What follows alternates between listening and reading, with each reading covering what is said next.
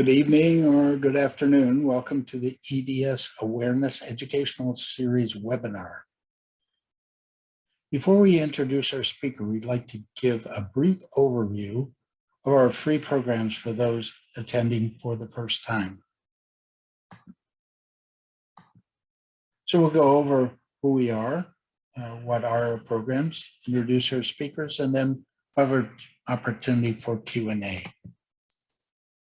So again, my name is John Furman. I manage the National EDS Awareness and Chronic Pain Partners nonprofit organization based in Cincinnati, Ohio. My daughter, Deanna, was diagnosed with hypermobile EDS in 2008, the same year my wife, Carol, passed away with breast cancer.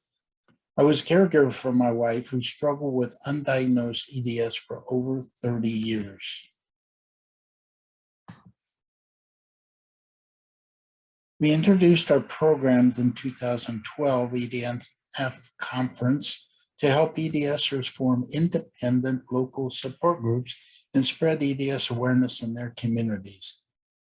We have been a sponsor for many conferences and EDS events. We've started and supported over 120 support groups to date, and each group is given their own free website and a link to the directory map. In 2019, we presented a program to help leaders organize and manage their support groups in Facebook. Mandy Harvey was a guest speaker for that program. It was web streamed, recorded, and posted at leadeds.com.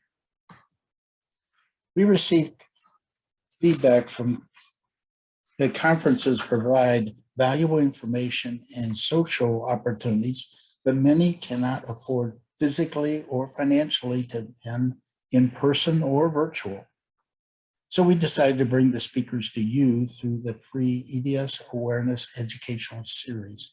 We have over 120 webinars that can be searched by presenters' names, topics, and location. We have over 60 presenters on 50 different topics. Our healthcare providers educational program was introduced in September 2017. It provides free continuing education credits for healthcare providers that they need for renewing their licenses. It is receiving an overwhelming response from the medical community worldwide. It's 724 virtual, and you can get your certificate online. Since nurses spend more time with patients than doctors, we introduced the first online EDS nursing educational program in 2020. We have 3 programs and 3 more in the planning phase. We kind of got derailed with the pandemic getting the other programs in place. Many of our speakers on our programs have contributed to this newly released book, Disjointed. We have a book review on our site. Please sign up for our EDS Awareness Monthly newsletter. We introduced in May 2021 for EDS Awareness Month. Here's a list of some of the links to the resources that we discussed. We will also have the slides for this presentation available on our website. So let's just get started. Here's a general disclaimer. This presentation contains general information about EDS. Members of the EDS community voluntarily participate in these programs. The information is not advice. If you're having medical problems, please call 911 or the emergency services in your location. Always consult your doctor before making any changes to your treatment. For those attending live, there will be opportunity for Q&A after the presentation. Add your questions at any time by clicking the Q&A icon and then typing your question and clicking submit. So we're very pleased to have Jeannie DiBon back. She gave us a presentation a few years ago, and we're really happy to have her back to talk about a pain in the hypermobile neck. Jeannie is a movement therapist specializing in working with people with hypermobility, Ehlers-Danlos syndrome, and chronic pain. She's been working with them for over 10 years. Her research and study encompasses Pilates, biomechanics, anatomy, neuroscience, and pain management. Jeannie has hypermobility, EDS, and rehabbed her body and mind from chronic pain. She presents globally for EDS Awareness, the EDS Society, and other charities. Jeannie is also an educator of teachers and therapists in the field of hypermobility. Her range of digital courses, among them movement strategies for hypermobile clients, have proven to be very popular. In July 2019, Jeannie launched the Zebra Club, a comprehensive collection of movement exercises, classes for people with hypermobility and chronic pain. The Zebra Club was transformed into an app in November 2021. She is the author of 2 books, Pilates Without Tears and Hypermobility Without Tears.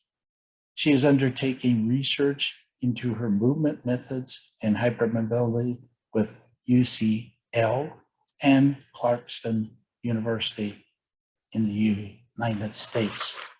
So we're extremely pleased to have Jeannie join us, and I'm going to turn over the microphone to Jeannie DiBon.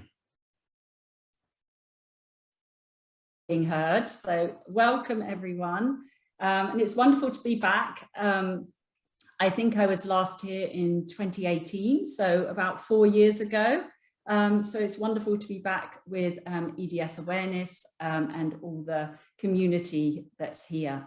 So yes, we're here tonight, or today, obviously, depending on where you are, to discuss a pain in the hypermobile neck. So ideas and solutions to help resolve your head, neck, and shoulder pain. Okay, I'm just going to move my little box so I can see everything. Just 1 second. Okay, so what are we going to do today? So these are our objectives. We're going to talk what could be causing your pain. Okay, obviously that's quite a big, and with something like EDS, that the reasons for that could be quite vast. John, could I just ask if you could mute your computer, because I can hear, yeah, perfect, thank you. We're going to look at tools to help you recognize what might be triggering your pain, techniques to help you manage the pain, and give you some confidence in your ability to move without pain. And expert advice, you know, as John said, I have been working with EDS and HSD clients for 14 years now. My clinics now are purely, probably 95% of my clients have EDS or HSD. And so I see a lot of people, probably at least 20 people a week in my clinic. So I have a lot of experience with all the various presentations of these conditions. And hopefully I'm going to offer you some ideas to things you can do at home. Okay, so easily things to be doing at home. Okay, why has my computer stopped moving? Oh, there we go. Let's just check. Okay, so just some facts about pain.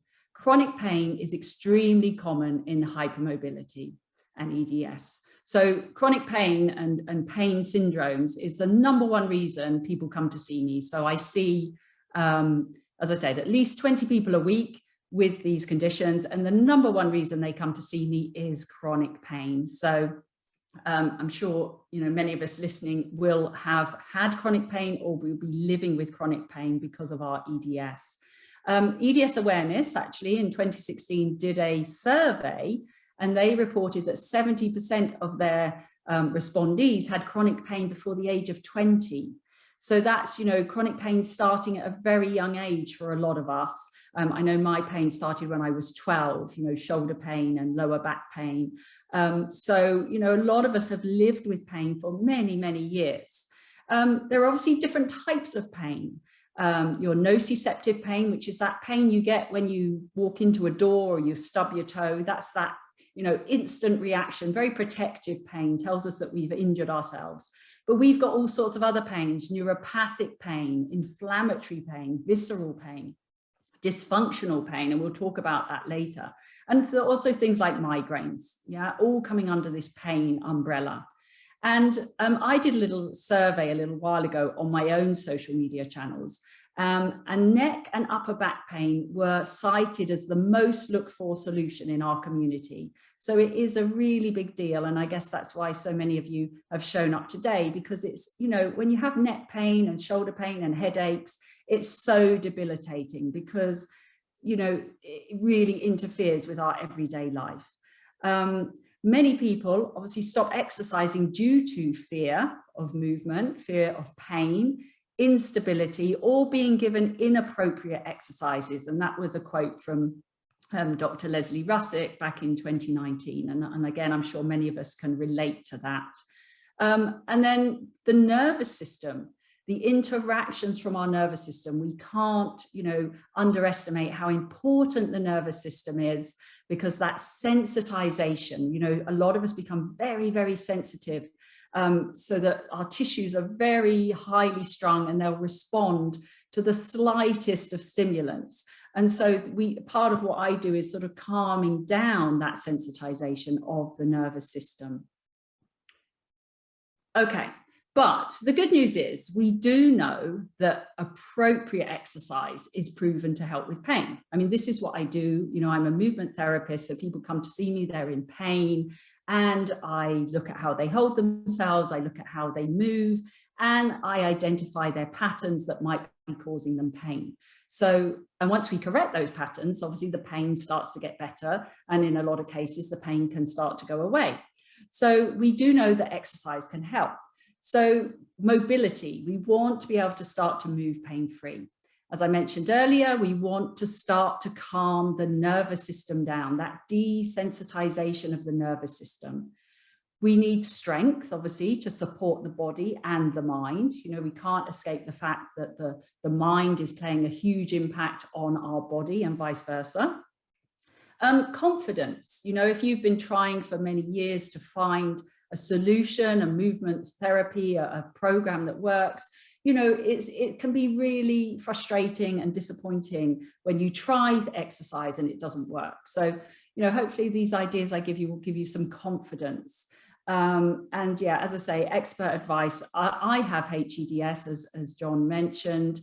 My symptoms started when I was 12, and I didn't get my diagnosis until 2018. So I've lived most of my life without a diagnosis, but I've obviously had all the pain that went with this without really understanding what was causing it. I totally understand where a lot of us are coming from. And I think it's really, really important. You know, we need to feel safe. You know, I talk to my clients a lot about creating a sense of safety, because if we don't feel safe, if we don't feel supported, again, those mind-body interactions, you're not going to feel able to really start to move pain-free, because the nervous system has to feel safe for us to really start to be able to move effectively and in an efficient way. So lots going on around pain, and pain is obviously a massive, massive subject. We could do a whole week's webinar on pain itself. So John's already gave me a lovely introduction, so we don't really need to go through this. But yes, all those things he said, I've studied, obviously my background was Pilates. I trained in 2008 in Pilates, but I soon realized that Pilates wasn't enough. It wasn't right. It wasn't quite right for my body. Obviously I didn't know I had EDS then. And so I started to look beyond the Pilates repertoire. I wanted to know more. I wanted to know more about how the body works. So I went to, anatomy courses with human cadavers. I wanted to see inside the body. I wanted to see all those connections. I studied biomechanics, particularly around the foot, pain science and neuroscience, and how is the mind and body interacting, and how does that pain really work? So yeah, quite a varied background, and that's why I call what I do movement therapy as opposed to Pilates, because it's really a modified approach. It's not a sort of a standard Pilates approach. So yes, many of you may have heard me speaking at the EDS Society or other events, and some of you may have heard of my books or the Zebra Club app, which John mentioned earlier. So that's just a little bit about me. And as I said, I only found out I had EDS in 2018. So unfortunately, I can't see you all, but if I could, or you could sort of raise a hand if that option is available. Who has visited a physiotherapist or a physical therapist or some kind of health professional for neck or upper back pain, say in the past year? Yeah, look at the numbers going up here. This is amazing. Oh my goodness. The numbers are huge, really. Yeah, 130 participants raised their hands. That's big, right? Really big. So a lot of us have been to seek help for neck and upper back pain. It's a big, big problem. And as I said, pain is a huge topic. I mean, seriously, it's multidimensional. So today we're only looking at neck and upper back pain. But if John invites me back, I'm very happy to come and talk about other sorts of pain if I get invited back. But today we're just looking at head, neck, and shoulders. Okay, so we're going to delve deeper into the possible causes later. But possible causes for this neck and upper back pain. So there's the biomechanical side. So ligament instability. Yeah, all our ligaments around our head and our neck. A lot of us, some of us might have cranial instability, CCI, AAI, huge problem. Alignment, we're definitely going to look at that today. The alignment of the head, neck, shoulders, how important that is. And posture obviously comes into that. And environmental, yeah, what in your environment might be contributing to your pain. Maybe you have to drive a lot, maybe you have a desk job, maybe you have to sit and the setup of your desk isn't quite right. There's so many different things. Maybe you're a carer for somebody as well, so you're doing a lot of heavy lifting. Maybe you've got children. All sorts of things in our environment can also be contributing to our pain. We've got all the musculoskeletal issues, so deconditioning. So we do know that obviously people with our condition do decondition quicker than people without our condition. So that sort of tissue becomes very irritable, pro-inflammatory, causing spasms. We have a tendency to go down that route. And then obviously, if I'm not quite in the right alignment and I'm doing some, heavy lifting or even just moving about in my general day, I could be straining and putting stress on my joints. We're very prone to nerve impingements and compressions because of obviously gravity pushing down on our joints. That can easily cause all these nerve impingements. And a lot of us have this chronic generalized pain all over the body. Many people come to see me and they have pain all over the body, not just in the head, neck, shoulders. So again, if you've been a pain sufferer, and I would imagine, yeah, maybe we can just do a little raise of hands. How many people listening are in pain sort of on a daily basis of some sort, not just head, neck, shoulders, sort of all over different body parts? Yeah, again, this is huge numbers going up here. Let's just see, 160, 161, yeah. So 65, yeah, loads. Big portion of our listeners today are chronic pain sufferers or living with chronic pain. I don't like the word sufferers, so I won't say that, but we're living with chronic pain. Okay, and so living with chronic pain obviously is very fatiguing and very stressful, and that can make the tissue more irritable as well. So we kind of get into this vicious cycle, what's causing what. Sometimes in the end, sometimes we don't ever know what started it. Yeah. And stress and anxiety. You know, we know living with this condition, especially if you have been living undiagnosed, or we know how difficult it is with medical appointments sometimes. Living with this condition is stressful, and it can be an anxious time. So that obviously can contribute to pain, because the more stressed I get, the more tighter my muscles are going to get as a response to that stress. And when my muscles get tight, I don't move as well as I should. And then because I can't move, I might get anxious because things hurt. And then I'm scared of moving, because you can see how it kind of spirals out of control. So lots of possible causes, which we will look into in a little bit more depth. So what is the neck? Yeah, it's a bit of a strange question, but what is it? So I always say to my clients, you don't really have a neck, you know, because the neck is an extension of your spine. It's not like it's a separate part of us that's kind of been stuck on. It's part of your spine.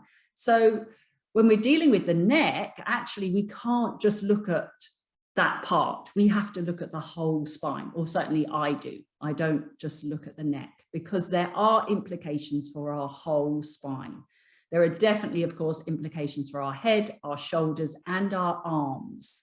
You know, interestingly, one of the main things I do with my clients is actually teaching them how to use their arms properly, you know, because that sounds really weird. You know, you think, oh, of course I know how to use my arms properly, but actually we don't a lot of the time. And so a lot of what I do is help people understand how to use their arms, because if we're using our arms properly, it takes an awful lot of pressure off of the neck. So it's really, really important, a part of our sort of rehab program. And of course, the thoracic spine, that's your rib cage area, that's going to be impacted as well. You know, maybe I'm not breathing quite as well as I should. Yeah, maybe I'm tight. And honestly, a lot of what I see is tight thoracic spine. So rib cage areas, diaphragm areas, very, very tight. Now, if you think, as we just said, the neck is part of your whole spine. So if I make the middle part of my spine very, very tight and it doesn't move as much as well as much as the other areas anyway, because you've got all your ribs attached to it. But if that area gets even tighter, what happens is the areas above and below the thoracic spine have to move more. So if my thoracic spine is very tight, and maybe I've got a breathing dysfunction, so I'm just not moving that area, my neck has to take the slack and my lower back has to take the slack. So we will go to the path of least resistance. So if I can't move in my thorax, I'll just steal it from my neck, or I'll steal it from my lower back. So a lot of people end up with neck pain and lower back pain and rib cage pain, because that bit's tight and angry because it's not moving as well. So really, we're trying to find balance through all the vertebrae in the spine. Yeah, so that no one or two vertebrae are doing more work than everyone else, because then they'll get angry. Okay, so breathing, apart from teaching people how to use their arms, and you know, those of you who may have read my book know that breathing is the first principle in my hypermobility strategy, my integral movement method for hypermobility, because breathing is so important. Yeah, if we're not breathing properly, if that thoracic spine is stuck, and I see a lot of stuck thoracic spines, that's having a huge impact on the areas above and below the rib cage. Rib subluxations, I mean, they're going to come into that. And I did a whole video on rib subluxations on my YouTube channel, I think it was 3 weeks ago. If that thorax is tight, because I'm not moving it, maybe I'm scared to move it, I just have got into this bracing pattern where I don't move my thorax, the muscles all in between the ribs and all the ligaments that are attaching to the ribs, they can get very, very sticky and stuck as well. So if I suddenly turn, or I lift my arm up to do something, or I pick something up off the floor, if I haven't got enough elasticity in my rib cage, I can again cause a rib subluxation. So if we want to stop rib subluxations, we've got to work on breathing, and we've got to work on getting the thorax a little bit bouncier, so it moves when you breathe, okay? So, and as I say here, a lot of us are tight in some places and too mobile in others, and that's a perfect example. Yeah, the rib cage is stuck, so we're too mobile in the areas above and below the rib cage. Okay, and that will play out through the whole body. You might have very tight hips, but very loose ankles, you know, things like that. Your body will always find a way to get the movement, but it will just steal it from somewhere else. Okay, so the cervical spine, that's what we call the neck area. That's our cervical spine. So you've got 7 vertebrae, and C1 to C7, and obviously in here in the neck, you've got all those bones, nerves, so many nerves, the muscles, the ligaments, the tendons, all going on in this area. But these vertebrae allow the neck to move in all directions. So it's a very mobile area in the first place. Okay, and then if you've got hypermobility and maybe cranial instability, then we start to have some issues because we've got way too much movement than is required. And the neck should have a lordotic curve. Yeah, so it should have a sort of a going inwards little curve that matches your lumbar spine. Yeah, so they should match each other. But a lot of people obviously lose that lordotic curve. Now, I like to show some pictures because I always think it's, you know, interesting when you actually see what's going on beneath the skin. Again, we're not, you know, going to go into all the muscles or anything here, but I'd just like you to see this side view of how those muscles, remember I said we don't really have a neck because it's part of your spine. You can see how we don't really have neck muscles. They come all the way down into the thorax. So you can start to see how tightness in the thorax could be affecting the neck and vice versa. If I've got a very mobile neck, will my thorax tighten up to protect me? Yeah, we don't know. We don't know what came first. But you can see that there's lots and lots of crossovers. The muscles are overlapping each other. They're spiraling. You know, it's very, very supportive. And yet so many of us feel so unstable there.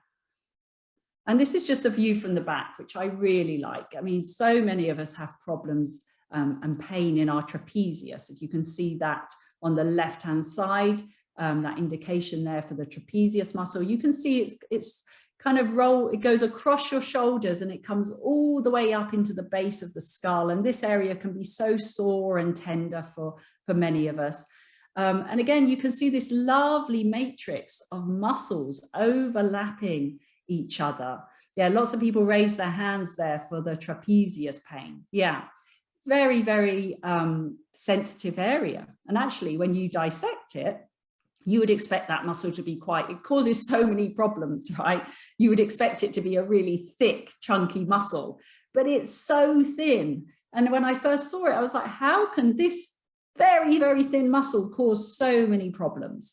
But it does. Yeah, we have very, very sore areas across our shoulders. But again, I just want you to notice how those muscles are not just staying in the neck. They're coming all the way down and they're feeding into the arms. So now we start to see how important it is that we are using our arms properly. Okay, because if I'm not, what are the implications for all those other muscles? I love these pictures. This is the head. Yeah, it's a nice graphic for us to kind of understand what's going on here. So weirdly, the head is kind of like a bowling ball sitting on top of a broomstick. Now, in an ideal world, you'd be the picture on the left. So your broomstick would be vertical and your bowling ball is balanced perfectly on top of that broomstick. Okay, so it doesn't matter where you move, your broomstick is just, your bowling ball is staying lovely and balanced on top of the broomstick. And the picture below that obviously corresponds. That's what it should look like. Our head sitting nicely on top of our rib cage with that lordotic little curve in our neck, nicely balanced. Everything looks pretty happy. And you can imagine in that structure, I would imagine that person's quite happy. You know, everything looks in balance. I'm sure the muscles are very happy, their alignment is good. But of course, in reality, who really has a posture like that? You know, not many people, even people without EDS, you know, people don't have perfect postures. They just don't. So unfortunately, a lot of us end up in the situation where our bowling ball starts to tip forward. Yeah. So all of a sudden my broomstick is no longer balanced and I've got all this weight hanging off in front of my broomstick. Okay. So you can imagine sort of how painful that's going to start being. Yeah. How vulnerable the bowling ball is now. And again, the picture below really shows us what could be happening there. And for a lot of us, this is a reality, isn't it? Yeah. So we end up with the head coming very far forward in front of the rib cage. And you can see what's happened to the spine. Where's that lovely lordotic curve gone? It's disappeared, hasn't it? So we end up with the long, stringy necks. I remember when I went to a physio, when I first saw a physio after my second son was born, so we're talking 2007, I went to see him because, funnily enough, I had chronic shoulder and neck pain. I couldn't move my neck. I lost all the sensation down my left arm. And of course, I'd left it too long because I had a new baby, so I didn't go and look after myself. So eventually I go and see a physio because I could no longer move my arm. I had no power in my arm at all. And he was the one who told me, you know, you're literally just hanging off your joints. You have no stability at all. He was quite, you know, abrupt with me. And he told me you need to take action straight away because, you know, you're just hanging. But he told me, I remember he did a few head exercises and asked me to move my head up and down, and I could tip my head all the way back. I mean, don't try and do it, but my head could go all the way back. And I remember him saying, you have a very stringy neck. And I didn't know what that meant, of course, at the time. This was in my pre-movement days. But yeah, it was extremely painful. And I had the most horrendous posture. I probably looked very similar to the picture down below on the right hand side. And so if you layer those muscles, do you remember those pictures we looked at here? Or even here, let's look at those muscles. Can you imagine what's happening to those muscles when this lady's head comes so far forward? Yeah, can you see how beautifully they hang, how they're just perfect, aren't they? They're just sitting there perfectly. When the head comes forward, all those muscles, some of them are going to be getting tight, and some of them are going to be getting stringy, aren't they? So the ones at the back are going to be really stringy. All these guys at the back are like desperately clinging on, trying to stop our heads falling off. Yeah, and the ones at the front are just getting shorter and shorter, you know, trying to stabilize the front of the head. And then, you know, TMJ issues, what sort of impact is that going to have on our TMJ? It's bound to have an impact, isn't it? This guy in the bottom corner, I reckon he suffers from migraines. He suffers from TMJ, you know, he suffers from a clicky jaw, all sorts of problems. Tension down the front of his throat. I don't think he can breathe properly. Shoulder pain, all sorts going on. Yeah, maybe even digestive issues. Who knows? So there are knock-on effects. But we have to remember, of course, you know, we're looking at 10 pounds, 4.5 kilos on average for an adult. When we're born, somehow, and babies, they manage to lift their heads up off the floor and start looking around at the world. But the baby head weighs 1/4 of its whole body weight at that time. So how on earth does it do that? And yet we struggle now as adults to hold our heads up. Yeah. So it's in us. We have the mechanics. A baby doesn't know any of this. It doesn't know about its muscles or anything, but it instinctively is able to lift up its head. So it's inside of us. The mechanics are there, but something's gone wrong, that we are now finding our head feels too heavy for the rest of our body. And of course, that's painful. And this is another one of my favorite pictures. Again, very similar to the earlier one, but you've got the guy with his 12-pound head looking very happy. Yeah, nice posture, nice curves in his spine. when your head tips forward just a few degrees, the weight will double and then start tripling. So if your head comes forward just a little bit, so guy number 2, your head then goes up to 32 pounds of weight, okay? And if you get to the guy on the far right, his head is weighing 42 pounds. And so it's no wonder that we feel our heads are too heavy for our bodies, because at that stage, they actually are, yeah? And again, you can just imagine what those muscles are doing. We talked about nerve compressions. Do you think the guy here, either 2 or 3, have got nerve compressions in their neck, radiating down into their arms, giving them neural pain? I would imagine they probably do, along with all the other things, tension headaches, migraines, jaw pain, even tinnitus, eye pain, difficulty swallowing. So many things are going to be impacted by this, okay? And it's fatiguing. It's really tiring when we have to find a way to manage their weight of our head. And then I'd just like to show this, alignment matters. I have a picture similar to this in my studio that I always refer to my clients to. And I only have pictures of the skeleton. I don't have pictures of the muscles because I like to look at where the bones are supposed to be hanging. So if you look at the one in the middle, I like the side view. I should have a pointer, but I don't have a pointer. But if you look at the back of the head, so if you look at the top there at the back of the head, if we drew a line from the back of the head is exactly in line with the rib cage, the back of the rib cage. And then that is in line with your sacrum. And then that is in line with your heel bone. So we're perfectly designed. Everything is balanced. The head and the pelvis, if we allow it to be, is perfectly balanced.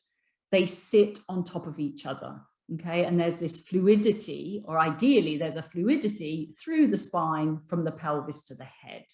Yeah, and if you've ever had sort of cranial sacral therapy, that's what they're trying to do. They're trying to promote that fluidity in the spine, getting rid of restrictions. So everything there is perfectly aligned. And if you look at the guy facing front, you can see how the arms, the arm bones, are hanging from the side of the body. And yet many of us, of course, have the shoulders rolling forward. So the front of our muscles, the chest muscles, they start to get shorter and tighter. So if I start to shorten and tighten the guy at the front, what's going to happen to his neck? The front of his neck's going to start getting very tight as well. He's probably not going to be able to breathe quite as well as he should. The whole thorax, the rib cage is going to start to get tighter. I'm going to have problems turning my neck because my shoulders have rolled forward and they're kind of strangling my spine. So this whole alignment is really, really important. And again, nobody has a perfect posture. I don't have a perfect posture. I've never met anyone who has a perfect posture, but the closer we can get to this alignment, the happier our head, neck, and shoulders are going to be. Okay, so really interesting. And you can see the one at the back, and you can just see where the shoulder blades are sitting. Yeah, they sit. They should be flush to the rib cage. Yeah, so they're, again, the shoulder blade itself is actually the most posterior bone in your body. Yeah, it's right there in the back of the rib cage, and it sits nicely. It should sit very nicely on the back of the rib cage. But if I start to have those rounded forward shoulders, the tip of the downward tip of the scapula can start lifting off of the rib cage, and I get my winging scapula. How do I get rid of winging scapula? I have to get that alignment back. Okay, so alignment is really, really important. And, here's half a skeleton and half with muscles. And I've just written support from below, because, again, I've talked a lot about, the neck being an extension of your spine and the balance between the head and the pelvis. But of course, we can't forget the feet and this ground force, this power that comes up through the feet, through the legs, into the pelvis. Yeah, I call it ground force. It's the opposing force to gravity. So gravity wants to push us down, okay? And especially with hypermobility, of course, gravity really plays on us. It makes us feel heavy, it pulls on our joints, it makes us have that sort of slouchy posture. So and I did a post about this on my social media actually on Sunday on Facebook and Twitter and Instagram, if you want to look at it. I did I should have put it on here, apologies. I did a photo side by side, you know, the posture that gives into gravity and the posture that's fighting gravity too much. Okay, and it was kind of like, which one do you identify with? Are you fighting gravity? So you're kind of holding yourself up with your thorax and with a big arch in your back, or are you giving into gravity with the rounded shoulders and the collapsing of the structures? And of course, you can have something in between. A lot of people identified saying they were half of one and half of the other. So there's all sorts of mix going on. But the point is, we've got this whole system of muscles. We're interacting with the ground, and the ground is going to give us that energy up the legs to help support the head, which sounds really odd. It's like, well, how can my feet and my legs be supporting my head? But that's what we're designed to do. You know, we see in this picture all the different muscles there. Yeah, all beautifully cut, but in real life, it doesn't look like that. It's literally one piece of muscle, and they're all interacting and talking with each other. Okay, so we can utilize our whole body to help support the neck. So let's get back to these possible causes. And I've probably touched on a lot of this already, but I think it's worth going through them again. So we just talked about this, didn't we? Alignment and posture. So the first thing I do when I see a client, we look at alignment. I'm studying, how are they actually holding themselves? What's going on? So, you know, are they giving into gravity? Are they fighting gravity? Are the bones, where's our little skeleton? Are the bones sitting where they're meant to be sitting? Or do we have that forward head posture? Where are the shoulder blades? Where are the arms? So we're looking at all of that, because as we've just seen with those previous pictures, if the alignment of the head is out, that's going to be causing a lot of neck pain, okay? Because your head could be weighing 42 pounds now instead of 12 pounds, okay? And then overall posture. It's important, yeah? It's not, you know, it's not everything, but posture is going to be contributing, but not a fixed posture. So not something that we fix. I always say posture can't be taught. Intellectually, I can talk to you about posture and what it should look like, but if I just talked you into it, you'd be exhausted and it wouldn't last. So posture has to become a felt sense. It has to be something that you feel in your body. And that's a lot of what the movement therapy I do is all about. Laxity of the joints. So it makes sense. Yes, we know this, that if our joints are lax, and gravity is obviously there as well, that's going to be pulling on the joints more. If we allow our joints to hang in their sockets, like me, when I went to see my physio and he said to me, you're just hanging off your joints. I had no idea what he was talking about, but now I do. Now I realize why I was in so much pain, because my arms were literally hanging out of my sort of shoulder socket, you know, zero support. You know, my tissue had such poor quality. It was, I think all of it was just long and stringy and deconditioned. So this joint laxity, we know that we have to work on that in order to let ourselves feel supported. So gravity, obviously we've talked about that, whether we're being pulled by gravity or actually, are we using the opposing forces to help us fight gravity? Because honestly, the more, and you know, you can fight gravity in that sort of fixing and bracing posture that I talked about. So many people I meet have these very fixed rib cages and they're holding themselves up almost by their diaphragms, by their sternums, by their rib cages. And you know, that kind of posture is fighting gravity, you know, and that's a battle you're never going to win, because gravity is always going to be with us. So we better learn to live with it and work with gravity rather than fight it. Okay, so it is this balance between ground force and gravity to help support us. We talked about this earlier, the environment. Is there something in my environment that might be contributing? What are my habits? You know, what habits do I have? Does my job contribute to my neck pain? And that might not just be sort of a mechanical postural thing of your job. Is the stress? Are you happy in your job? Are you, you know, does your job cause you stress? You know, what's going on at home? Do we have support? You know, all these pressures can obviously contribute to our pain. Instability, we talked earlier about cranial instability.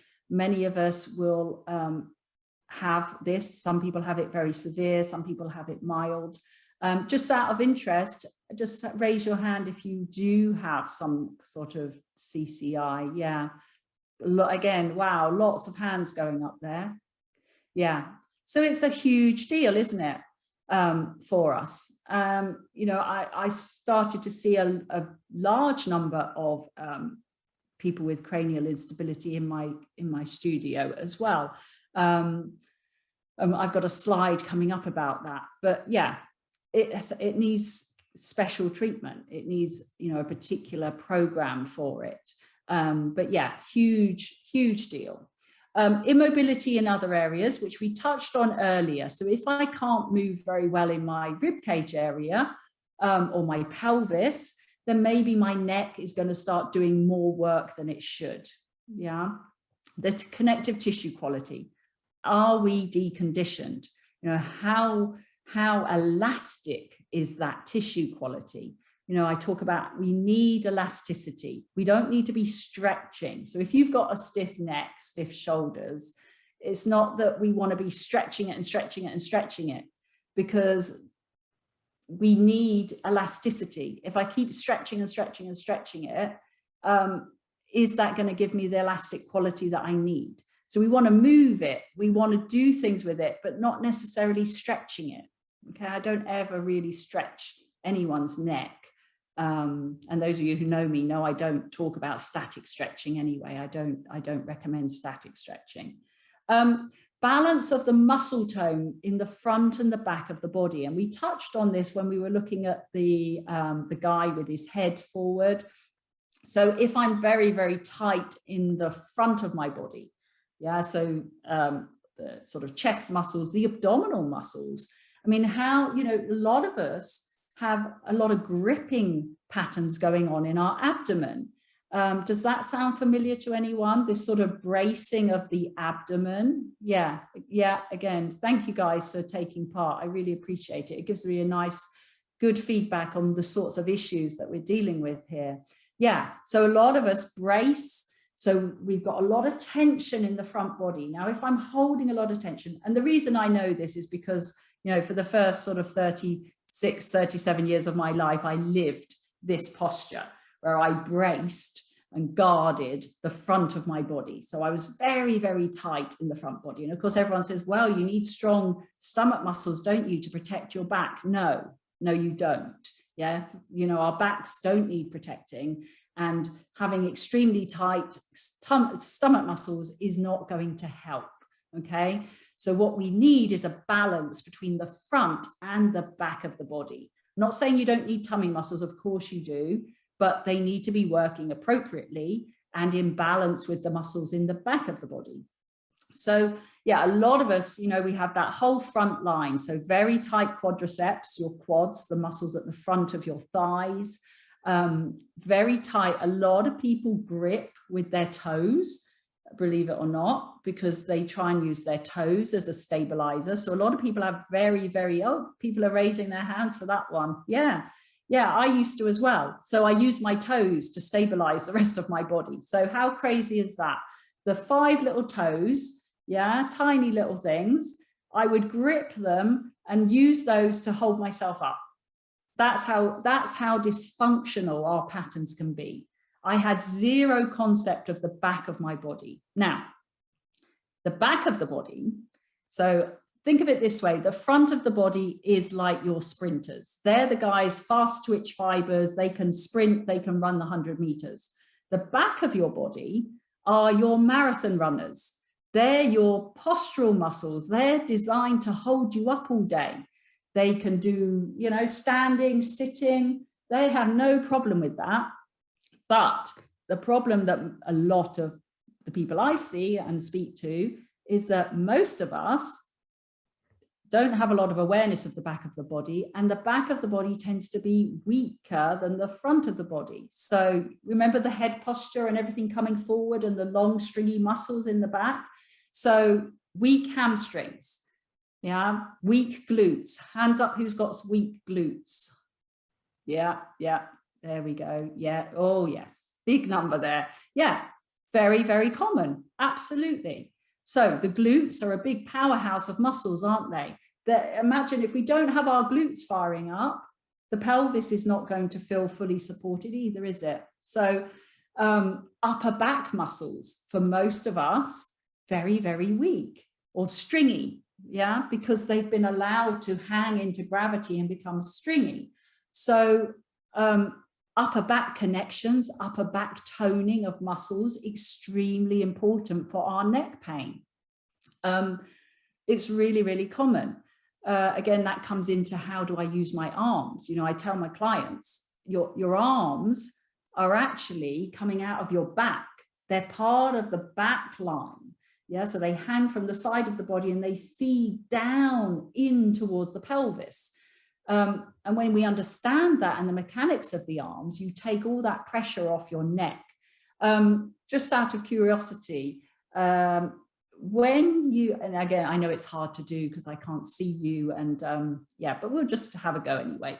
When you lift your arm up, do you feel that all your sort of trapezius muscles, the ones on the top of the shoulder here that we looked at earlier, do they come up with you? So when you lift your arm up, does that all get tight and short and painful up in those trapezius muscles? Yeah. Okay. Again, big numbers. Yeah. Thank you, guys. Yeah. That's really good feedback. So again, that's telling me that there is some mechanical issue going on with how you're using your arms. Because when we lift our arms up, the humerus, the arm bone, drops into the shoulder socket, and those trapezius muscles kind of lengthen and drop. Yeah, the scapula, the shoulder blade should be dropping. But if we have all of that elevation when we move our arm, yeah, the mechanics is not quite right. Again, very, very common, but the good news is you can rehabilitate all of that. That's just patterning. Yeah, that's just relearning how to use your arms. It's you know, we can all do that. So really important then, we want the front of the body and the back of the body kind of rubbing up against each other, working as a team rather than one side being super tight and one side being a bit long and stringy. Okay, so if I have balance on the front and the back, I'm going to be a lot happier. Proprioception, obviously that is going to be, we know that people with hypermobility tend to have a sort of lack of proprioceptive awareness. So building sensory awareness is super important. And we're going to talk about that, I think, in the next slide. How do we build proprioception? Yeah, because I don't know about you, but it took me a long time to really understand where my head was supposed to be. Yes, I can say, you know, your head's supposed to be over your pelvis, but that's really difficult, right? When you're standing up and it's like, well, I don't understand. Where should my head be? So that proprioceptive awareness of actually where my head's supposed to be here is really important. And of course, that could take a lot of the stress and strain off of those neck ligaments and muscles. Balance, physical, which we've talked about, and emotional. So, you know, we talked about the stress and the anxiety of living with this condition. Emotional stress will cause pain. Emotions will cause pain. Yeah. Did you know that it's really the muscular system, so our muscles, our tissues, is the only system in the body which will demonstrate fear and anxiety, if you think about it. So your body will demonstrate if you're scared or if you're anxious. Yeah, you'll start to shut down, the muscles will contract. That's the only system in our body that we can actually see when you're stressed. So again, that's a lot of what I do is it's, you know, it's that emotional balance. What's going on with that tissue? Breathing, we talked about breathing earlier, how important it is if we've got breathing pattern dysfunction. So a lot of people I see, so there are two things. There's the breathing pattern where the rib cage doesn't move at all. So when we're exhaling, so just have a think about how you breathe at the moment. When you exhale, do you get anything out of it? As in, do you feel a sense of weightiness through your rib cage? Do you feel your rib cage soften? Do you feel the rib cage take on some weightiness? Yeah, because a lot of people, when they try and exhale, nothing happens. The rib cage is stuck. And so they're exhaling, but there's no change around that spine, the sort of upper spine. And of course, that's going to put stress on our neck.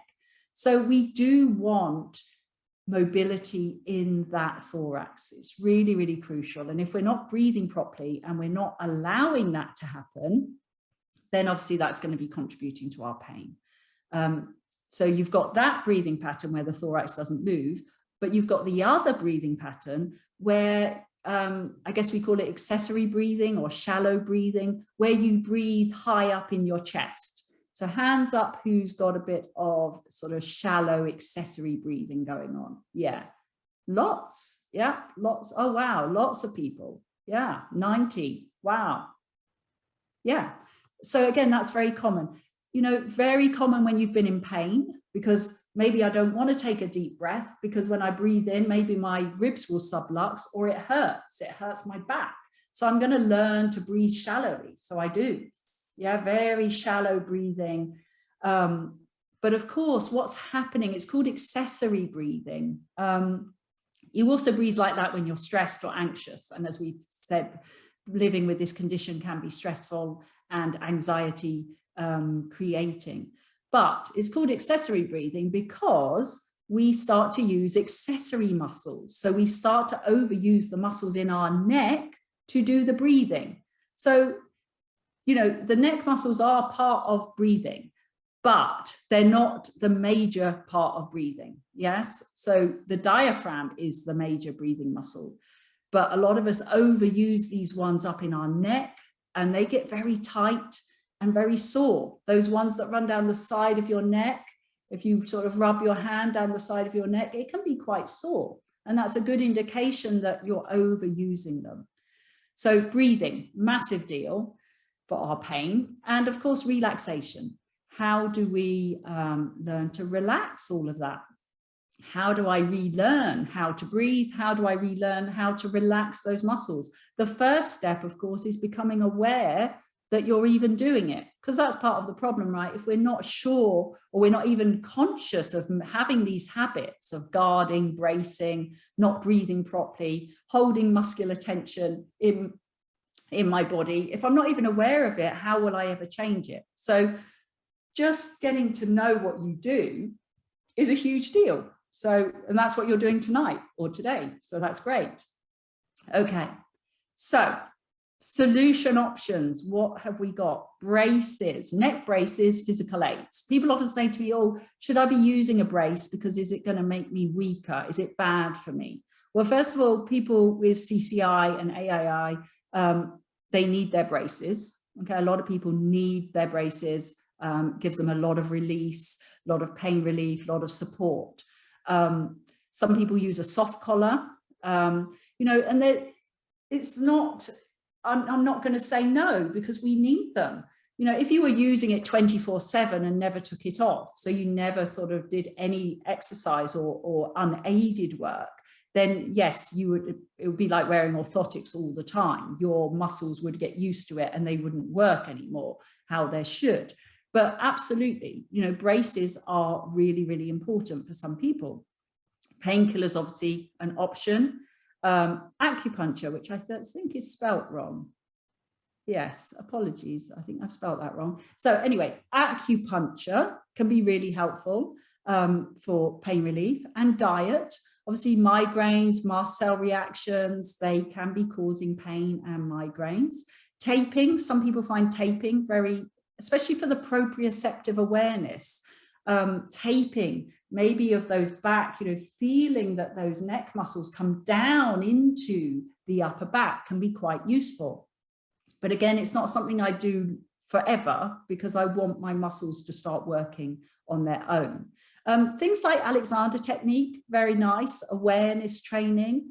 And I've always remember this, there's the Alexander technique teacher from New York called Anne Rodiger, who used to present for the EDS Society. Haven't seen her for a while, but really useful. I heard her say this at one of her presentations, and I just pass it on to all my clients. She said that, and again, you can try this if you're sitting at home now, the front, so if you had your head and you cut your head in half, as in had a front of the head and the back of the head, the front of your head should always weigh the same as the back of your head.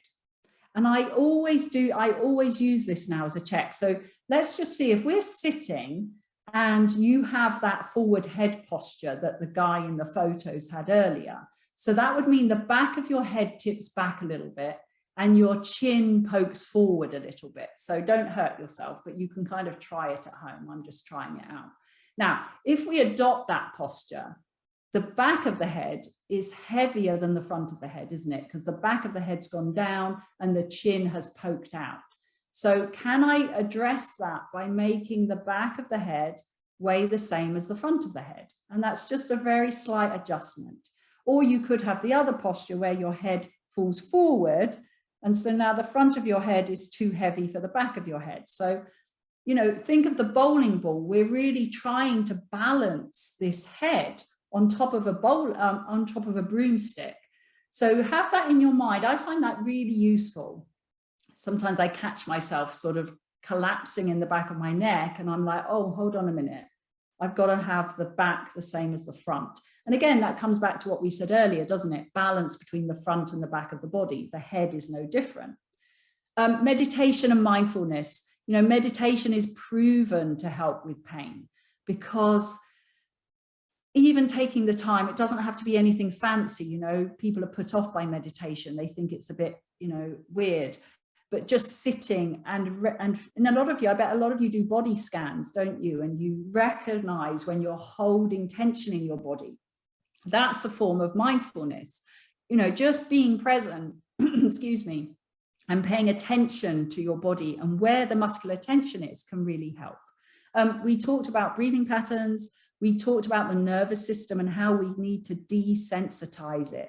And of course, my favorite is going to be a safe and appropriate exercise program because that's what I teach. And but that's not to say I'm not doing the breathing practice, the meditation, the mindfulness, and parts of Alexander technique. So it all comes into the mix. Okay, so just a little recap. Everything counts. So if you're starting to exercise, don't beat yourself up if you're starting out on 1 or 2 reps of an exercise. Everything you do is counting towards, helping your tissue become less deconditioned. I'm a huge fan of progress, not perfection. Do not try and be perfect on any of this.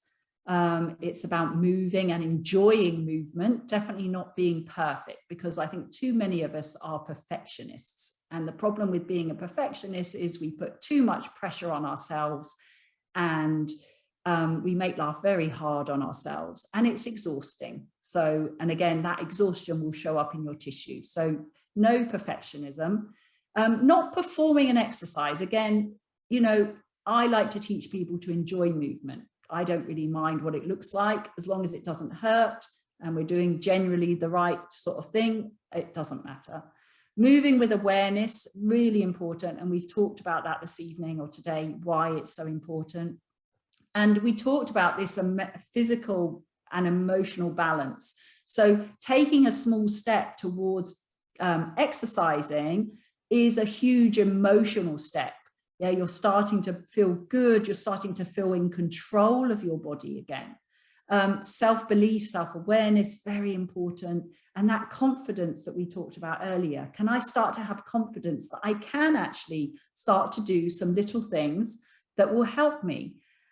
Pacing is essential. You know, as I said, if you're starting off with 1 or 2 reps of an exercise, that's absolutely fine. You don't compare yourself to anyone else. Listen to your body. And, you know, that's all that matters, is how do you feel? And, you know, research, we know that exercise is good for us. There's so many research studies out there, isn't there, about exercise being good. But the important thing is that the approach to the exercise is correct. Okay, so you're thinking, where do I start then? I want to do some of this exercise. Where do I start? So we start with the breath, the relaxation, and the alignment. So I spend a lot of time lying on my back, and a lot of my clients spend a lot of time lying on their back. Why is that so important? Because we get awareness of the back of our body. Remember, I said a lot of us aren't aware of the back of our body. It's maybe a weaker area, stringy muscles. So lying there, feeling the weight of my bones, feeling the softening of my rib cage, you know, putting my hands on my belly, on my chest, feeling what parts of my body are moving. And this alone, just spending some time doing that, can help trigger that relaxation response. So to help start calming the nervous system down. And of course, starting to relax those muscles around the head, neck, shoulders. Yeah, really important. Maybe, you know, we lie down and we don't realize that we're clenching our teeth, or we're grinding our teeth, or, you know, I'm, as I say, not breathing properly, or I'm holding tension in my chest. All these things, if we start to notice them, we can start to change them. And of course, spending time allowing the bones to soften and drop is going to improve our alignment. So if you think about the skeleton, I start to get a sense of where my bones are supposed to be. So it's very, very useful. And then what would come next? So my exercise approach would be very, very simple. I've got some photos I can show you. Let me just move here. So you see the top left corner. So I'm lying on my back, my arms are floating up above my head. So things like supine arm rolls, so that's arm rolls or arm circles. Again, learning how to move the arms properly. So how did I actually lift my arms up? How did I even do that? Did I lift them from the front of my body? Or was I able to lift them from the back of my body? Remember, my arms are connected into the back of my body. So very simple exercises, lying on my back, starting to move my arms, starting to use my limbs without over activating the neck muscles. And of course, you can do these sorts of things in bed as well. So we've got arm rolls, bent arm raises, press and release. So this is the one here when I'm on all fours on the other side. Now, if you're someone who can't kneel, who can't weight bear, you could do this standing against a wall. So you can do this standing up. So again, working on alignment. Press and release basically means from that position that I'm in there, I allow my spine to sink a little bit in between my shoulder blades. And then I feel that ground force, that resistance to gravity, and I lift my spine back up into alignment. And this is in my book as well, the Hypermobility Without Tears. I put this exercise is in the book. And I've probably done it on my YouTube channel as well, on one of the classes. Actually, yes, if you look on my YouTube channel, actually, I should have put this on here, the video coat hanger pain, the top 5 exercises for coat hanger pain, these 2 exercises here are in that video. So if all of this stuff I've been talking about the trapezius pain, the neck pain, the arm pain, have a look at YouTube and the coat hanger video, okay? So press and release, very good for starting to get alignment, starting to work those muscles in your upper back. Baby extension is the one on the floor there. That also is in the video. So again, if you can't go on all fours and you don't want to do a standing exercise, you can lie on your tummy And you can do exactly the same thing of lifting the spine up between your shoulder blades, keeping your neck long. So no crunching and bending the neck. It's not a very big movement at all. It's pretty small, but you're starting to work those upper back muscles, which for most of us are extremely weak. Dumb waiter and seated rowing. So dumb waiter, I don't think I've got a photo of it. No. So dumb waiter is, again, I've definitely got it in the coat hanger video. And I think I've got the seated rowing actually. But these are, again, all exercises designed to let us work those upper back muscles and work our arms in the correct way. Obviously, after we've done the breathing and the relaxation, so we know that we're not overusing the wrong muscles. Okay, so we've done our relaxing, we've done our breathing, we're starting to understand the weight of our body, where my head should be, where my pelvis should be. I've started to do some very soft, gentle movements, because everyone always says, well, I need to do strength work. I've been told I need to strengthen my upper back. I need to strengthen my neck. Yes, we do, but you can't do it straight away. So what about strength? Don't be in a hurry. Okay, we need to go through this stuff first. Okay, we need to do the breathing. We need to do the awareness movement before we get to the strengthening. And I think this is where a lot of issues arise, is because people are told that they need to do strengthening. So they're given bands by, you know, well-meaning physios to go and strengthen. But if you're full of tension, if you're holding a lot of muscular tension, if you're bracing, if your head isn't yet sort of in the right place, imagine that guy whose head was weighing 42 pounds and someone said, right, go and strengthen, you need to strengthen your upper back. So he goes and strengthens his upper back. What's he actually strengthening? He's strengthening his head in the wrong place.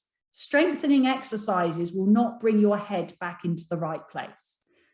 The head will come back into the right place when we open up the thorax and the head is drawn back into the right place naturally. You can't force your head back into the right place.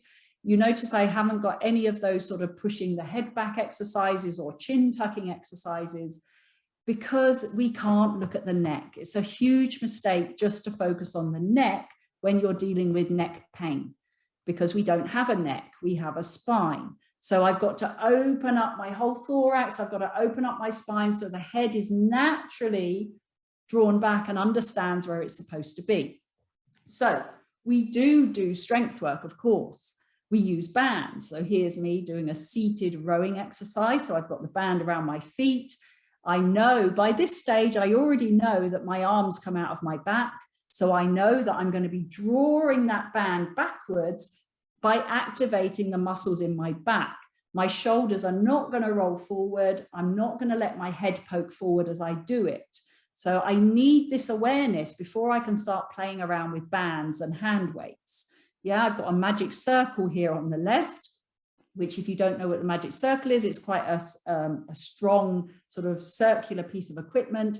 It gives very, very good feedback and resistance. So I'm just holding it here to isometrically engage my shoulders while I do some stability work. Okay, and these are all classes. These are clips from the Zebra Club, which we mentioned earlier, which is now the app. And I have programs in the Zebra Club purely around head, neck, shoulder management, headache management. So there are lots of different programs in there, but also lots of different categories like sleep and fatigue and mindfulness and stress.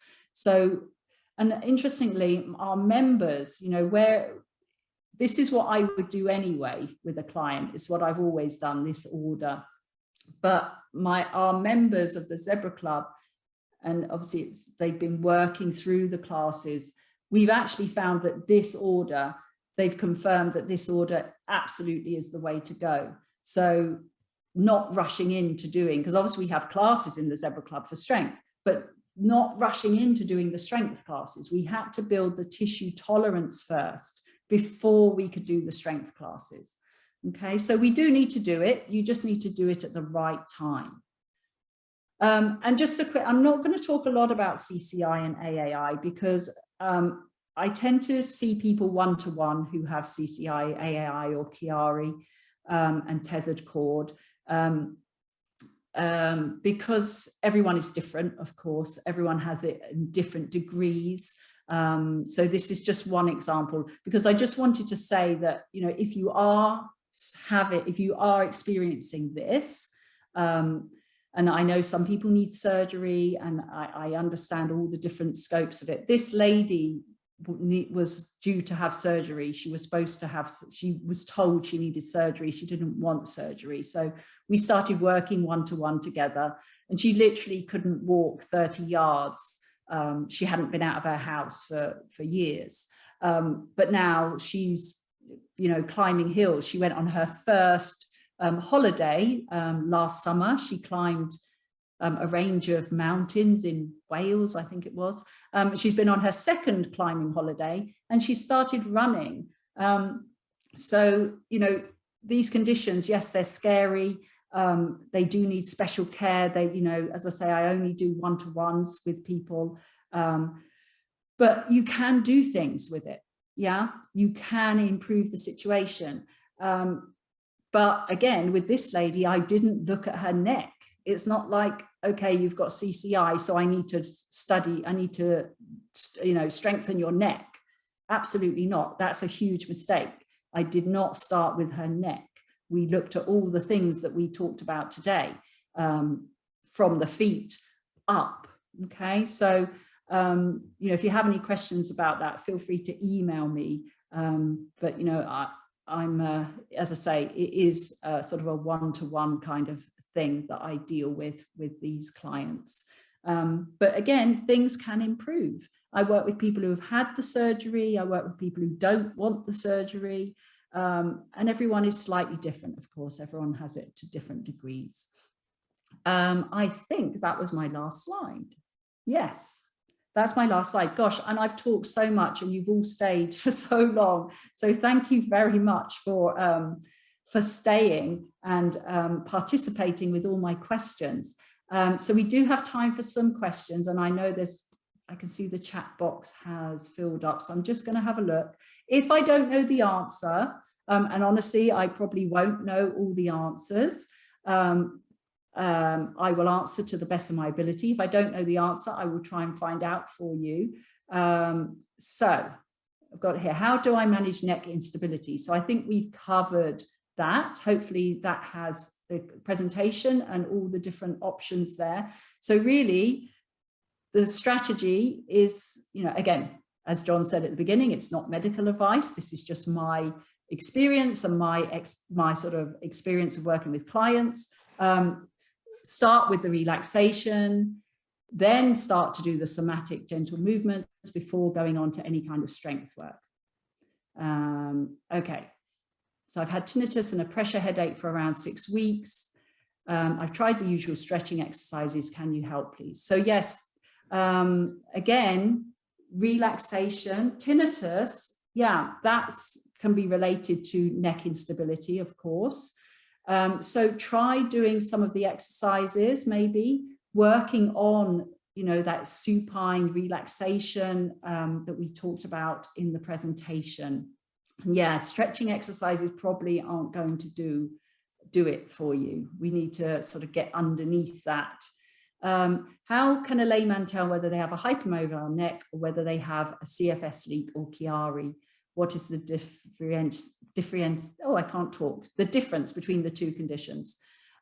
So again, I'm not a doctor, obviously, so I can't sort of diagnose, but CFS leaks, you tend to have the headache on standing up, and it only goes away when you lie down. Chiari, again, I can't really comment on that because I'm not a doctor. You really would have to see somebody. But yeah, headaches obviously a part of both of them, but I just know the CFS leak tends to disappear when you lie down, but I would get that checked if you think that you have got either of those. Neuropathic itch. Yes, I was reading something about this earlier today, actually. I think there is some research about that. I will try and find out what and let you know. I'll let John know what I was reading. Somebody else. I have HEDS, but also osteophytes and moderate spinal stenosis. Any special recommendations or exercises for that?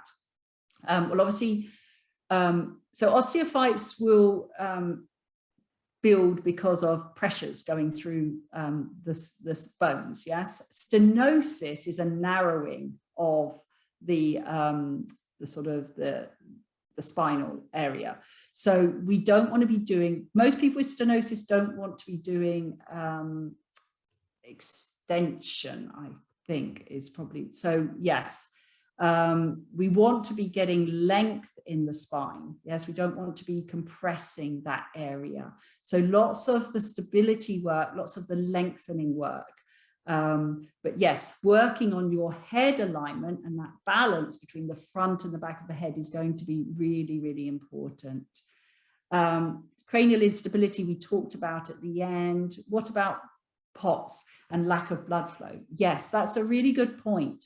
Dr. Gould has said that a lot of people also have the head, neck and shoulder pain because of POTS and the lack of blood flow coming up to that area. So that's a really good point, yes.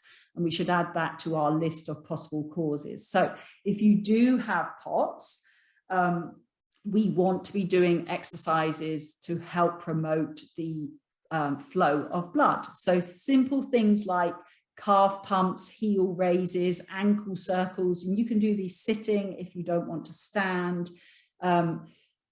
Things to help promote that pumping of the blood up. But yes, I totally agree with that, and I have heard that. Mild scoliosis, yes. Again, you can work through this stuff with a scoliosis. I have lots of people with scoliosis. Again, you're going to probably find one side feels easier than the other. And different, okay, and obviously not forcing anything that doesn't feel right. Let's see, I have thoracic outlet syndrome, so I can't really function with arms above my shoulders as I lose feeling and pulse in my arms. How does that coordinate with the physical exercise? So yes, obviously we're not going to do anything then that brings your arms above your shoulders. So with thoracic outlet syndrome, we want to be opening out. So more lateral opening, arm openings, for example, rather than lifting the arms up above. You can do this lying on your side as well. But yes, so basically trying to find a way to, from the sternum out to the arms, of opening that up.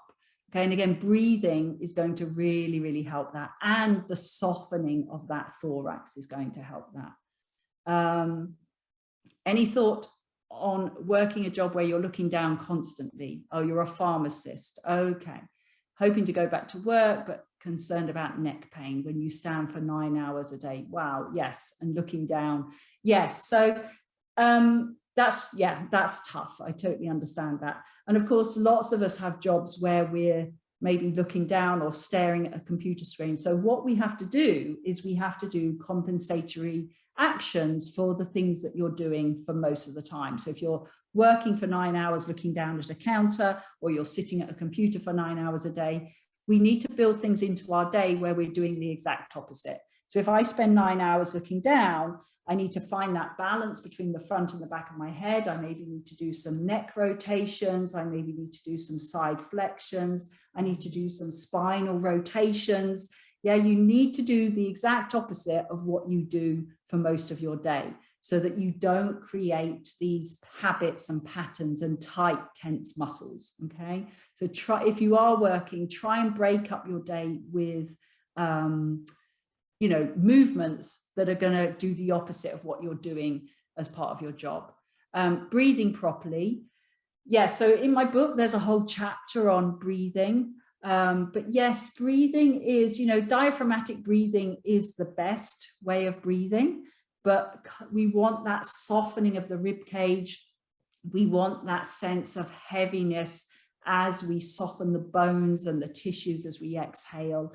And ideally, we don't want to be doing this accessory breathing where the muscles are up in the upper thorax are getting overactive, the neck muscles are getting overactive. So easier said than done, but keeping this upper part of your chest quiet and getting into the diaphragm is really, really relaxing.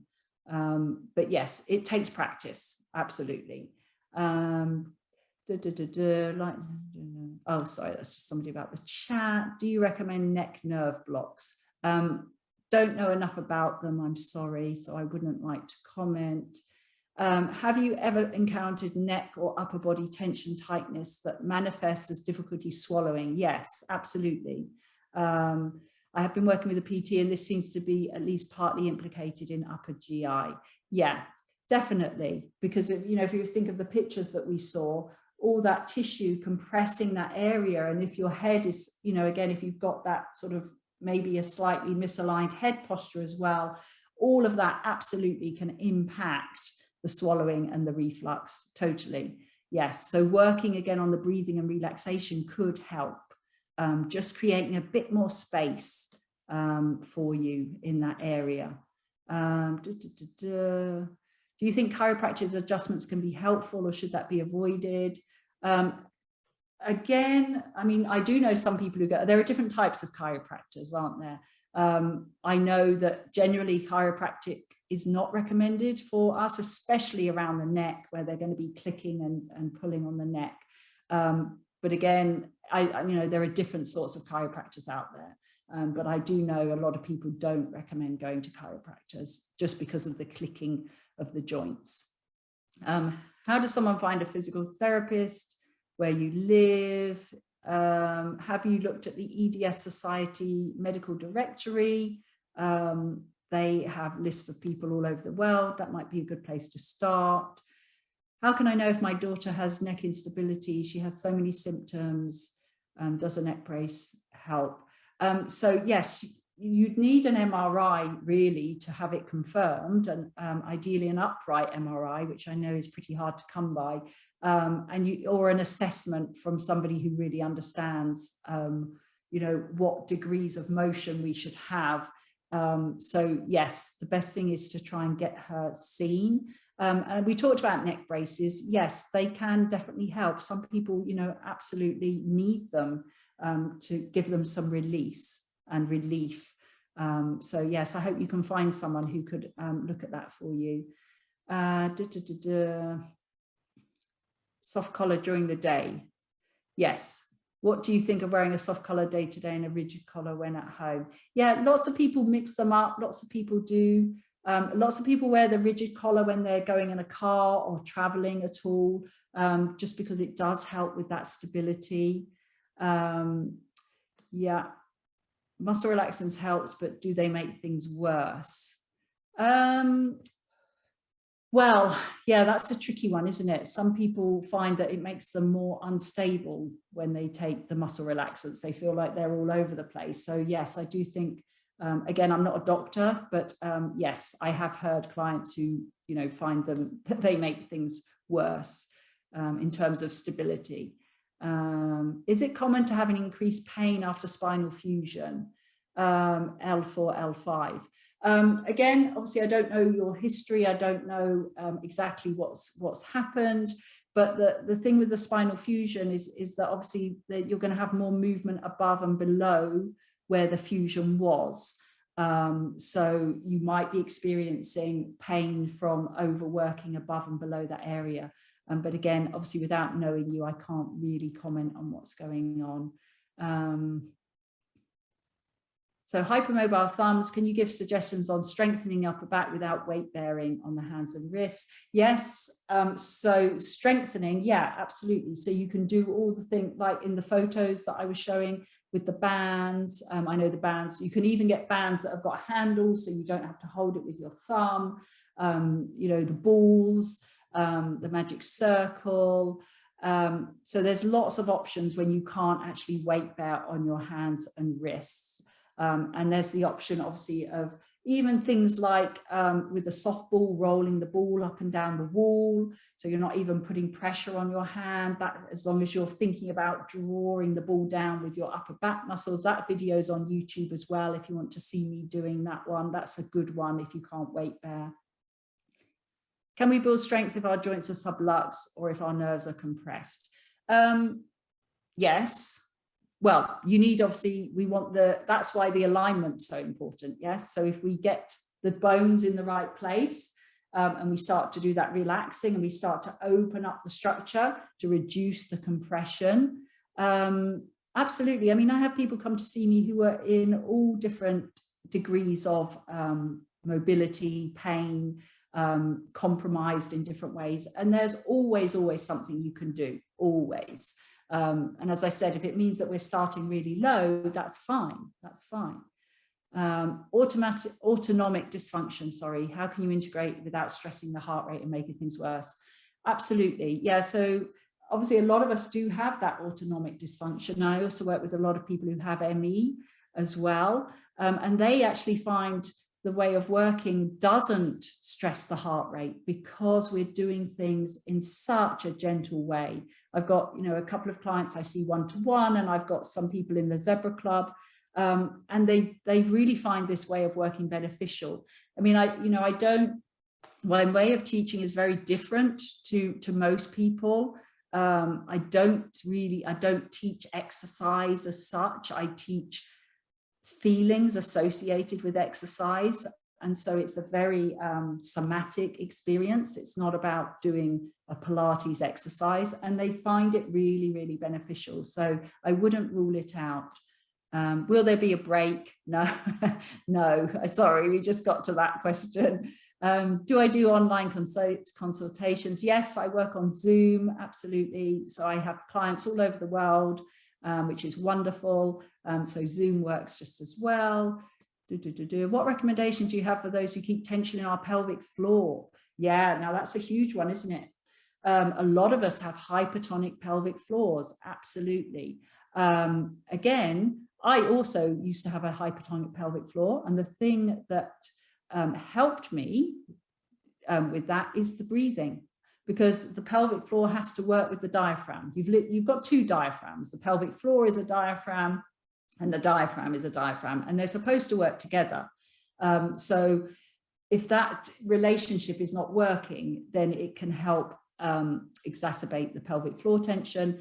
And, I have lots of classes for things like getting rid of tension around the pelvis. So we need a pelvis. Remember, I talked about having balance on the front and the back of the body. The pelvis is no different. We need balance. The pelvic floor muscles are obviously the deepest muscles in our body, very tricky to deal with, but you can definitely do that. There's lots of ways we can do that. I've got a whole class in the Zebra Club on the pelvic floor, actually. When the neck and trapezius are very tight, is it better to move or to rest for a while? Well, it depends, doesn't it? If you've hurt yourself and you've done something and it's painful, then if you've got an acute injury, then obviously no, you shouldn't be exercising immediately while it's acute. But if this is a chronic thing, because so many of us, if you remember the numbers of people who said they had tight trapezius muscles, if it's chronic, then you can't leave it. You have to start releasing that tension. We have to start moving, because it's not going to go away on its own if it's become a chronic condition. Yes, one-on-ones as well, online as well, absolutely. Sudden sharp neck pains that travel down the arms, are they a feature of EDS? Yeah, that's exactly what I had. I had all this pain down my arm. That's tends to be nervy if it's that sort of sharp shooting pain, that compression that we were talking about. Again, looking at the head posture, is that something to do with it? Do you think dynamic MRIs of the neck are worthwhile? Well, if you think you have a CCI or something, then absolutely. Or if there's some, it depends how, debilitating the symptoms are. Yeah, absolutely. If you're really struggling, then it is worth getting one. So that at least we know what we're dealing with, yeah, what we can and can't do, because there are certain things people with CCI and AAI, I don't give them to do. So, it is worth looking at if you're really struggling. Is rolfing safe? I quite like rolfing, yeah. So you don't want anything that goes too deep, but rolfing can go quite deep sometimes. Something like Bowen technique or myofascial release is nice. Let's see. Do you offer programs for physical therapists? Actually, yes, I do. we're just about to launch, or we've launched our, in conjunction with the EDS Society, I'm doing a whole program for health professionals, physical therapists, Pilates teachers, yoga teachers, who want to learn how to do movement therapy for EDS. So absolutely, it's all on the EDS Society website under the EDS Echo program. So yes, please do refer to your PTs if you think this would be useful for them. Just scanning through, guys, because there's a lot of questions that are duplicated. Thoughts on Botox for migraines? Yeah, I know a lot of people who've had it. Some people swear by it. Some people don't think it did much. Some of the ejection sites are in the neck and shoulders. Yeah. Again, I've not had it done myself, so I don't know, but I do know people who have. And as I say, they've found it really beneficial for headaches. How do I relax my tongue? Yeah, interesting. Yes, so I tend to think about the base of my tongue. So if we all suddenly think about the base of our tongue, can you soften the base of your tongue? You should find that that relaxes the rest of the tongue. The tongue should always be resting on the roof of the mouth as well when you're not talking. So just allowing that to rest on the roof of the mouth, and a softening of the base of the tongue can help. Okay. So having a look here, how do you manage your spine naturally after having 2 back fusions? Again, without seeing you or seeing how you move is very difficult to comment, but I do work with people who have had fusions. But again, it's going to be very individual, isn't it? Depending on what's going on. So lots of things. Does your bed pillow cause issues? I seem to get more pain in bed. Yes, pillows are a massive problem, aren't they? I did a whole video on YouTube on pillows, and I presented all the different types of pillows that I have at home that I use. I'm currently using a buckwheat pillow, which I like because I can mold it into a shape and it supports my head. But yes, I tend to interlace lots of different pillows depending on how I'm feeling. But honestly, pillows are an absolute nightmare for so many people. In the Zebra Club, are the somatic classes, the ones you mentioned, gentle? Yeah, so classes in the sleep classes, the mindful and stress, they're very, yeah, sensory building, connecting you, although they all are, but those ones are particularly focused on that. Let's see, anything else? Sorry, guys, I know we're running out of time. You've all been so good. I've absolutely enjoyed today. Advice on getting a full diagnosis. Yes, again, look on the EDS Society website, find a doctor or consultant near you who'd be able to give you a full diagnosis. Any advice for people with CFS on top of HEDS? Yes, I also have chronic fatigue syndrome, as well as POTS, as well as MCAS. So I'm very lucky. I have the whole suite. If I was playing cards, I'd probably win the match there. So yes, again, the way of working that I do is very, very gentle. It's very respectful for ME and CFS. So I think, guys, we need to come to the end. I think John's going to tell me to stop soon because there's so many questions. Thank you so much. John, are you there? I am here, and I really appreciate all the information. I mean, we've learned so much about not just the neck, but the whole body and how it interacts, which is incredible. And you mentioned your YouTube site. We'll link that on to the announcement page. We'll be recording. We are recording this, and it will be on the site where people registered probably in the next couple of days. And you also get an email with that link. We have about 120 webinars on our site, about 12 of them on physical therapy. And I think as a starter, many people can go out there and look at those webinars and learn more about different aspects of the physical therapy. So this has been incredible. and we really appreciate you participating. We had a thank really you. good turnout, and maybe you could come back later. You know, Yes. that would be perfect. Yes. Two Yeah. people indicated that. Yeah. Yes, please. I'd love to. I'll come back and we'll talk about lower back pain next time. There you go. There you go. Yeah. Yeah. Okay. Well, thank you again. And we thank all the attendees from all over the world. We had somebody come in from Italy. I don't know what time it is in Italy, but we've had people from all over the world, and they're all giving a feedback indicating how much they enjoyed your presentation. So thank you. Thank you again. Thank you. And we'll touch again. Thank you, Jeannie. Bye-bye. Bye-bye.